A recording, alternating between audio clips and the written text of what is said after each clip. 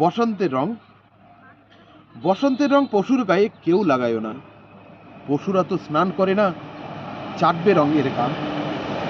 চর্মরোগ আর পেটের অসুখ যদি তাদের হয়, বিনা চিকিৎসায় মৃত্যু তাদের হতে পারে নিশ্চয়। মানুষ সবাই একটু ভেব, পশু অবুঝ প্রাণী, সব যেন করো না কেউ পশুর প্রাণহানি। অবলা অবলা পশু পথে ঘাটে দেখতে যদি পাও, গাড়ি চাপা দিও না কেউ, সাবধানেতে যাও। ওরা অবলা অবুঝ পশু, ওরা প্রভুর সৃষ্টি, পথ পশুরা বেঁচে থাকুক একটু দিও দৃষ্টি।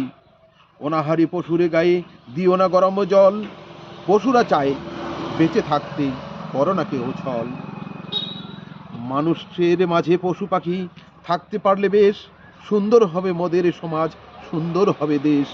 সভ্য মানুষ এসো সবাই একটু দৃষ্টি রাখি, বেঁচে থাকুক পথ প্রাণী, বন্য প্রাণী ও পাখি। যত বন্য প্রাণী পাখি পশু পাখি যত আছে সবগুলো বেঁচে থাকুক, আমরা এই কামনা করি।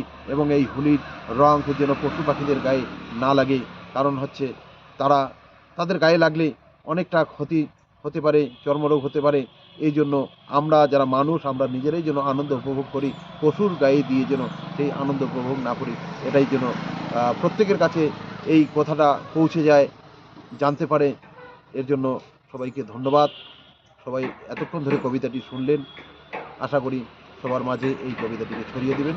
ভালো থাকুন।